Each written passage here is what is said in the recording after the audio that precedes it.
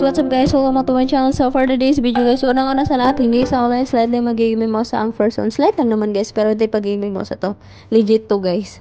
Paunin na update for today's video guys. By the way guys, yung makita nyo pictures is credited to the rightful owner.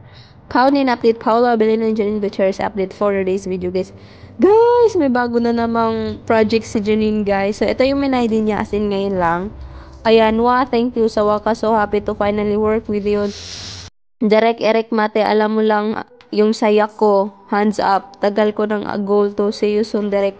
Thank you 100%. Then, pinost din ito ni Derek guys, ni Derek Eric Mate guys. Tapos yung caption niya is, ito yung caption niya guys. Are you guys ready? Ang feeling. So, yung caption niya is, sinag niya yung mami ni Janine. So, ito siya. Ayan. Miss Look, nag-comment si Janine. Yay, thank you so much, Derek. Pangarap ko lang to eh.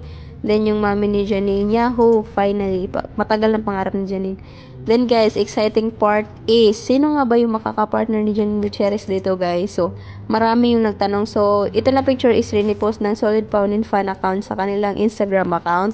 So, ito yung ibang comments, guys. Sana nga daw si Paulo na. Ito yung comments. Sorry, guys, Richard, ang feeling bro. Comments guys, ayun yung pinost ng Solid Paunin. Ayan, Janine with Derek Mate, can't wait to know what it is. New project for Nene, yay, Janine Gutierrez, #Paunin. Ayan yung comment, sana si Pauno daw yung kasama. Congrats Janine. Ayan, sana Paunin na to. So ayun lang guys, bye, yan lang ko. Bye.